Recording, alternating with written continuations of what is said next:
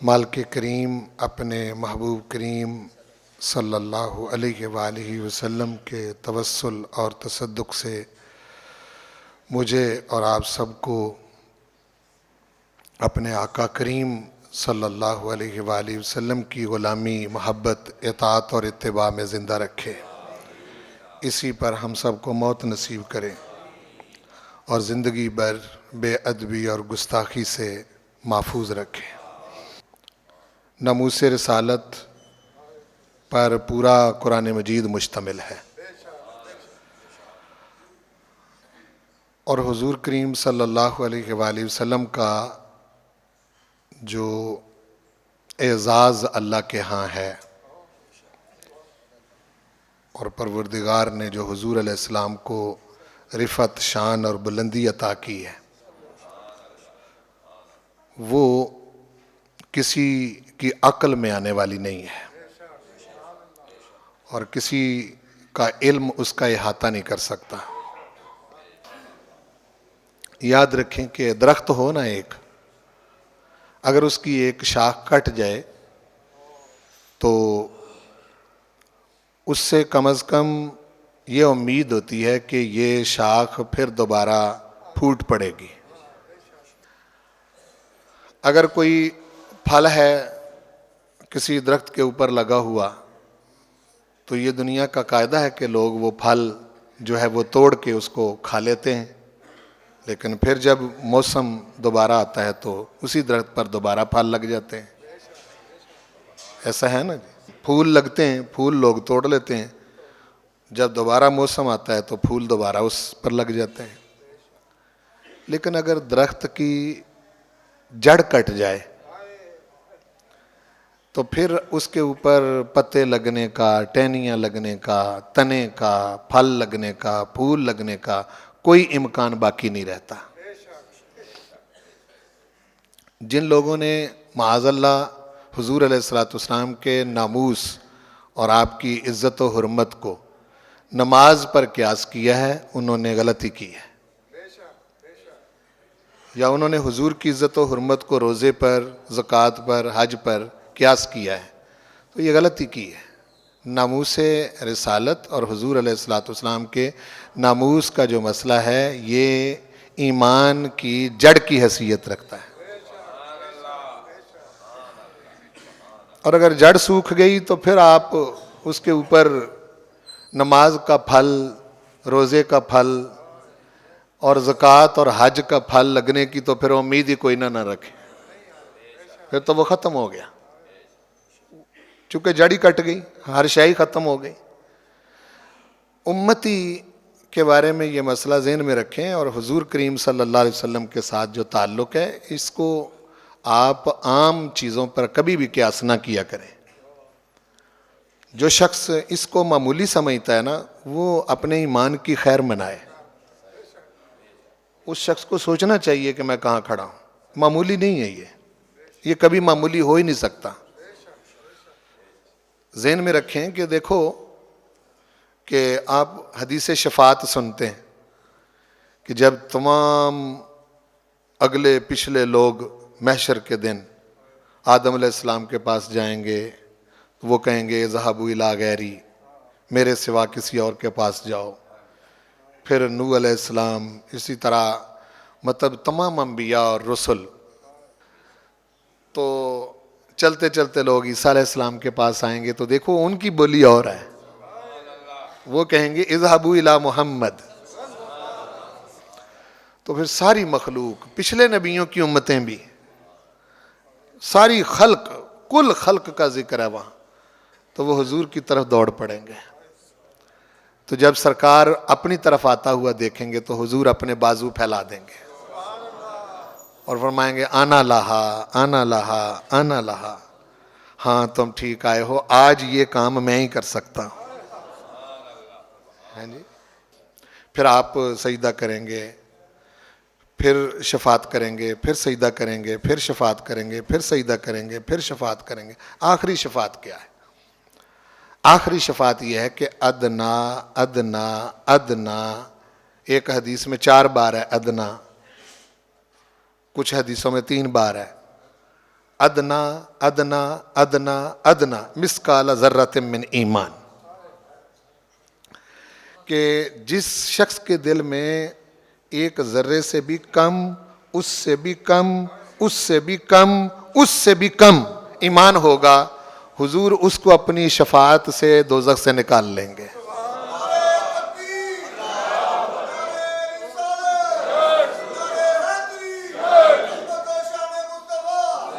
اچھا سوچیں ذرا، وہ ایمان کیا ہے جو ذرے سے بھی کم، اس سے بھی کم، اس سے بھی کم، اس سے بھی کم ہے؟ وہ محبت ہے اس شخص کے دل میں کہ جس محبت نے کم از کم اس کو پوری زندگی رسول کریم صلی اللہ علیہ وسلم کے بارے میں عمل نہیں ہے، اس کے پاس عمل نہیں ہے، تبھی تو وہ دوزخ میں پڑا ہوا ہے۔ نہ اس کے پاس نمازیں ہیں، نہ روزے ہیں، نہ حج ہیں، نہ عمرے ہیں، نہ اعمال ہیں، تو دوزخ میں ہے۔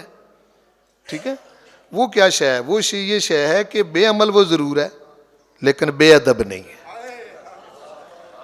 وہ ایک ذرے سے بھی کم، ذرے سے بھی کم، اس سے بھی کم، اس سے بھی کم، جو اس کے دل کے اندر حضور کی محبت ہے، وہی ایمان ہے۔ عملی طور پر کمزور ہو سکتا ہے مسلمان، یہ میں پہلے بھی کئی بار کہہ چکا ہوں، ہونا نہیں چاہیے، یہ نہیں میں کہہ رہا کہ وہ ضرور ہوں۔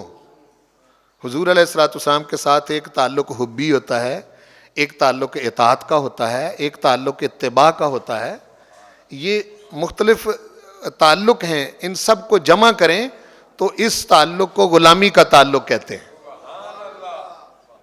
بعض اوقات پروردگار جو ہے وہ نمازیں پکڑ کے منہ پر مار دیتا ہے، یہ ہے قرآن میں، ٹھیک ہے نا جی۔ نمازیں بھی وہ معمولی ساری نمازیں نہیں، وہ جامع مسجد محمدیہ صدیقیہ میں پڑھی ہوئی نمازیں نہیں ہیں، مسجد نبوی میں حضور کے پیچھے پڑھی ہوئی نمازیں منہ پر مار دیتا ہے۔ یعنی نماز بھی انہوں نے حضور کے امامت میں پڑھی اور پڑھی بھی مسجد نبوی میں، ان کو رکھو اپنی نمازیں اپنے پاس۔ اتنے بے ادب ہو، تمہیں سمجھ ہی نہیں آئی میرے حبیب کی، نمازیں بھی پیچھے پڑھتے اور پھر تمہارے ذہنوں سے بدگمانی نہیں جاتی۔ تو اس طرح کی کوئی گنجائش نہیں ہوتی مومن کے دل کے اندر۔ یاد رکھیں، بے ادبی ایک ایسی نحوست ہے جس سے ابلیس کو جنت سے نکالا گیا، اور پھر اس نے اپنا نیٹ ورک پوری دنیا میں بے ادبی کا بکھیرنے کی کوشش کی۔ بہرحال صورتحال یہ ہے کہ آپ کو پتہ ہے کہ کوئی چند چیزیں اکٹھی ہی شروع ہو گئی تھی۔ ہمارے ملک میں بھی ایک آسیہ ملعونہ عورت نے بے ادبی کی، وہاں سے یہ سلسلہ شروع ہوا۔ ادھر سے ڈنمارک اور فرانس میں جو ہیں وہ حضور کریم صلی اللہ علیہ وسلم کے بارے میں خاکے، ڈرامے، فلمیں، اس طرح کے سلسلے شروع ہوئے، پوری امت مسلمہ کے دلوں کو زخمی کیا گیا۔ تو اب بنتا یہ تھا کہ 48 اسلامی ملک ہیں دنیا کے نقشے پر، ان سب 48 ملکوں کے سربراہوں کو حضور کریم صلی اللہ علیہ وسلم کی غلامی کا ثبوت دینا چاہیے تھا۔ اکٹھے ہو جاتے، اپنے اپنے اختلافات اپنی جگہ پر ہوتے، لیکن 48 اسلامی ملکوں کے سربراہ اکٹھے ہو جاتے، ایکا کر لیتے، اتفاق کر لیتے، اور ان میں ان 48 ملکوں کے اندر پروردگار نے ایسی صلاحیتیں رکھی ہیں، معدنیات کے لحاظ سے، ذخائر کے لحاظ سے، پیسے کے لحاظ سے، سونے کے لحاظ سے، یعنی وہ اتنے سٹرانگ ملک ہیں کہ اگر 48 اسلامی ملک جو ہیں وہ اتفاق کر لیں ایک بات پر، باقی ساری دنیا مفلوج ہو جاتی ہے۔ یہ بات بالکل طے ہے۔ لیکن بے حس حکمران، 48 اسلامی ملکوں کے جو حکمران ہیں وہ اتنے بے حس ہیں، وہ اپنے خلاف ہونے والی آواز کو تو وہ محسوس کرتے ہیں، لیکن جس ہستی کا انہوں نے کلمہ پڑھا ہے، جس کے وہ امتی ہیں، اس کے حوالے سے ان کے اندر کسی قسم کی حمیت اور غیرت باقی نہیں رہی۔ یہ ہونا چاہیے تھا، اکٹھے ہو کر آواز بلند کرتے کہ بھائی سب کچھ برداشت ہے، لیکن ہمیں اپنے آقا کریم صلی اللہ علیہ وسلم کی بے ادبی اور گستاخی برداشت نہیں ہے. لیکن ایسا نہیں ہوا. ایسا یہ آپ جانتے ہیں کہ ایسا ہوا ہے؟ کہیں سے آواز آئی ہے؟ انہی دنوں میں، جن دنوں میں بے ادبی کی گئی ہے، سعودی عرب کا جو فرمان روا ہے بادشاہ، وہ امریکہ کے صدر کے گلے میں سونے کے ہار ڈال رہا ہے انہی دنوں کے اندر. اگر 48 اسلامی ممالک کے سربراہان اتفاق کر لیں تو عوام کو تو پھر یہ ہوگا کہ جی ہمارے ملک کے سربراہ یہ کام کر رہے ہیں، ہمیں کیا ضرورت ہے آواز بلند کرنے کی، وہ ہماری ہی آواز بلند کر رہے ہیں. یہ اصل حال ہے. لیکن ایسا ہوا نہیں. تو پھر تم نے حضور علیہ الصلوۃ والسلام کے معاملے کو اور آپ کی عزت و حرمت کو معمولی سمجھ لیا ان حکمرانوں نے، پوری دنیا کے حکمرانوں نے. اور اس وقت یہ معاملات ہوئے جس وقت ہمارے حکمران جو ہیں وہ ریاست مدینہ کا نعرہ لگا رہے ہیں اور خود عاشق رسول ہونے کے دعوے دار ہیں. ہم کسی کے دعوے کو بلا وجہ رد نہیں کرتے. اس صورتحال کے پیش نظر جو ہے آپ میری بات کو کسی پارٹی کے پوائنٹ آف ویو سے نہ لیں، نہ میں اس غرض سے یہ بات کر رہا ہوں. اگر کوئی شخص لیتا ہے تو یہ اس کی اپنی ذہنی سطح کی پستی ہے، وہ سوچے. میں جس جگہ پر بیٹھ کے بات کر رہا ہوں یہاں میرا منصب یہ ہے کہ میں اپنے آقا کریم کے غلاموں سے بات کر رہا ہوں. یہاں آپ میں سے کوئی نون لیگ کا ہو سکتا ہے، کوئی پیپلز پارٹی کا ہو سکتا ہے، کوئی تحریک انصاف کا ہو سکتا ہے، کوئی کسی پارٹی کا ہو سکتا ہے. میں جس وقت بات کر رہا ہوں اس وقت میں آپ کے ساتھ بات حضور کا غلام سمجھ کے کر رہا ہوں. اور اگر آپ حضور کی غلامی سے نکل کے حضور سے بھی آگے اپنی پارٹی کے لیڈر کو سمجھ چکے ہیں تو پھر انا للہ و انا الیہ راجعون ہے. پھر مر چکے ہیں آپ کی موت وارد ہو چکی ہے. پھر کس لیے جمعے پڑھتے ہیں آپ؟ کس لیے نمازیں پڑھتے ہیں؟ کیا کرتے ہیں پھر؟ لیڈر ہیں، ان کو اس کی حد تک رکھیں. حضور حضور ہیں. یہ کیا بات ہوئی کہ مثال کے طور پر آپ نبی کریم صلی اللہ علیہ وسلم کی ذات کو بھی کراس کر کے، اور یہ ایسا ہو رہا ہے اس وقت، یہ میری بات کو ذہن میں رکھیں، ایسا لوگ کر رہے ہیں، وہ توبہ کریں. جو لوگ بھی ناموس رسالت کے مسئلے پر اپنے لیڈر کو ڈیفینڈ کرتے ہیں اور کسی بھی لحاظ سے رسول پاک صلی اللہ علیہ وسلم کی ذات کے حوالے سے، آپ کے عزت و ناموس اور حرمت کے حوالے سے کمزوری رکھتے ہیں، وہ اپنے ایمان کی خیر منائیں. باقی اختلاف ہو سکتا ہے کسی کے طریقے سے، اس سے مسئلہ نہیں ہے. ہر کسی کا لیول سیدنا ابوبکر صدیق جیسا نہیں ہے. اسی موقع پر سارا گھر کا سامان حضور کی خدمت میں لا ڈھیر کیا. آپ نے نہیں کہا کہ ابوبکر صدیق گھر میں کسی چیز کی ضرورت ہے یہ گھر میں رکھ لو. قبول کر لیا، سارا قبول کر لیا. ایک شخص سونے کی ڈلی لے کے آیا اسی موقع پر، وہ کہنے لگا یا رسول اللہ یہ میں پیش کرتا ہوں، میرے پاس اس کے سوا کچھ نہیں ہے.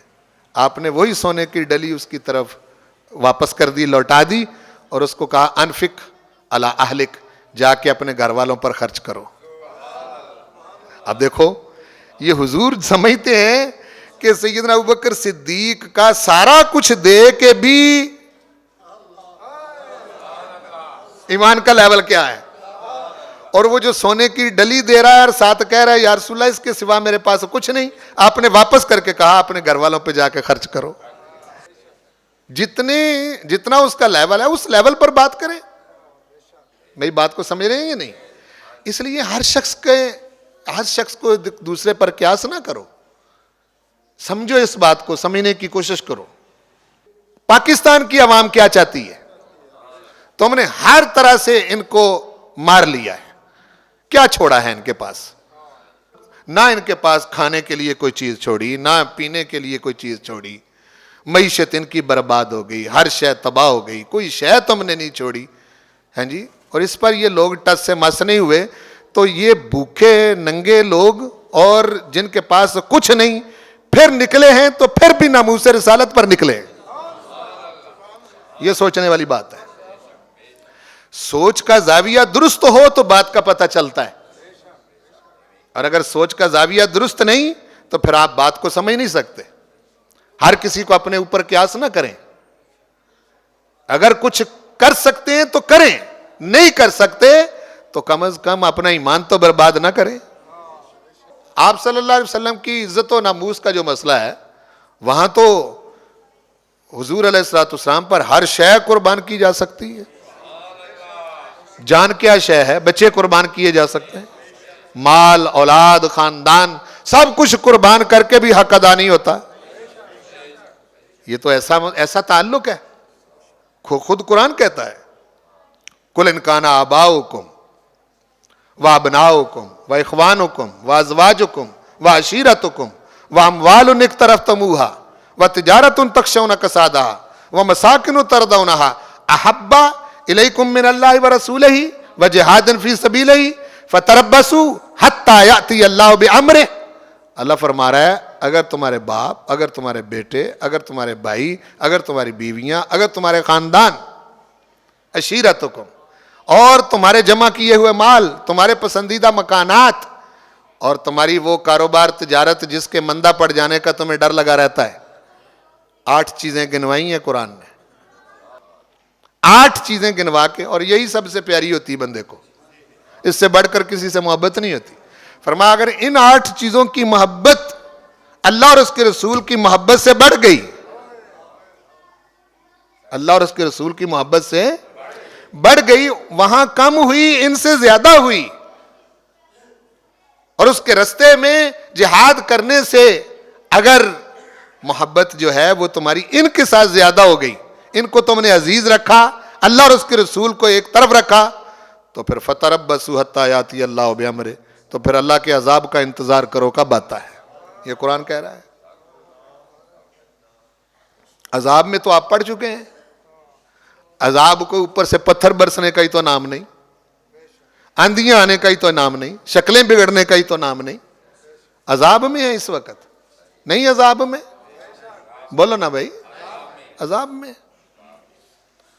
عذاب اور کس صورت میں آنا ہے, کس شکل میں آنا ہے؟ وہ تو درود پڑھو حضور کی ذات پر جن کی وجہ سے بندر نہیں بنے,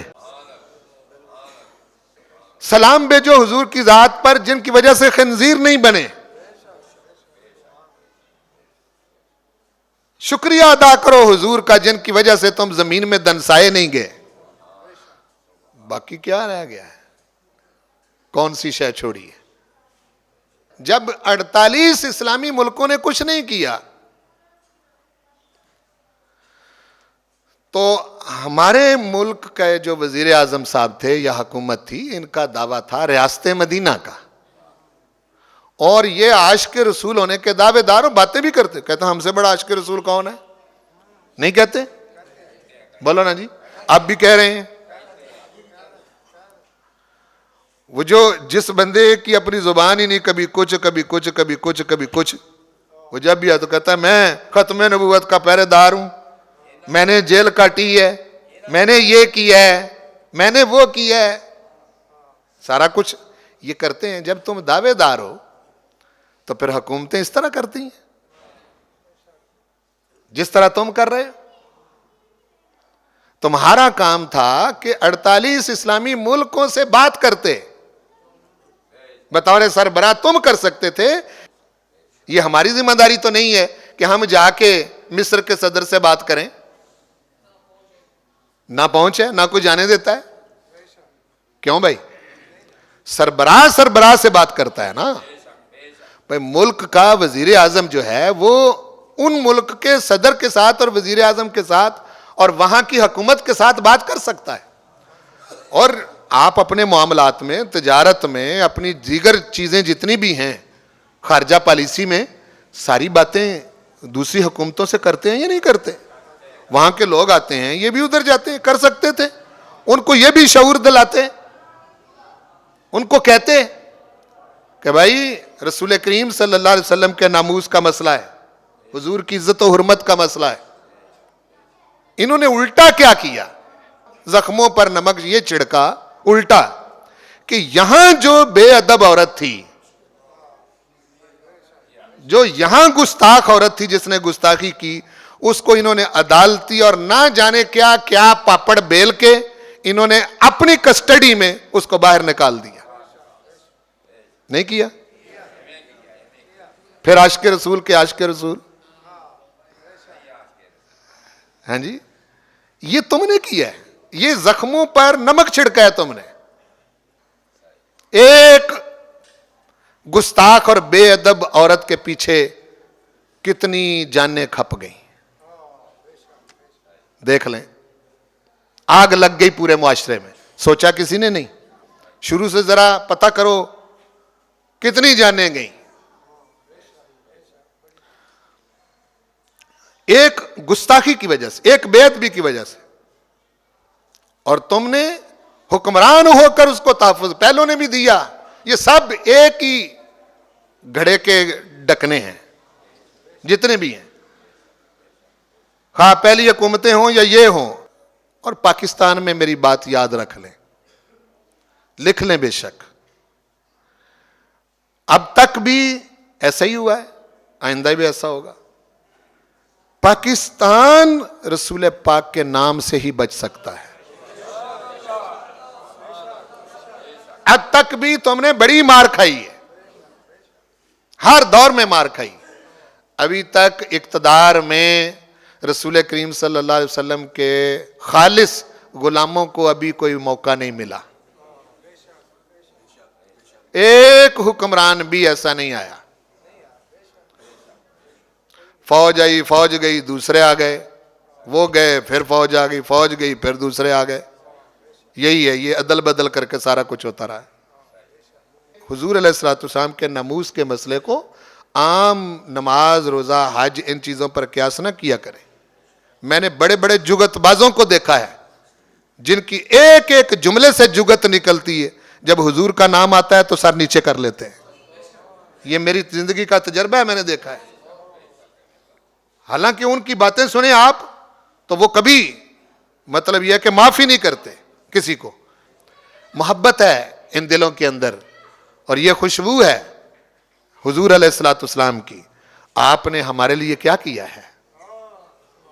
ہم پاکستان کے اندر اپنے آقا کی کسی قسم کی بے ادبی برداشت نہیں کر سکتے، اور نہ ہوگا انشاءاللہ.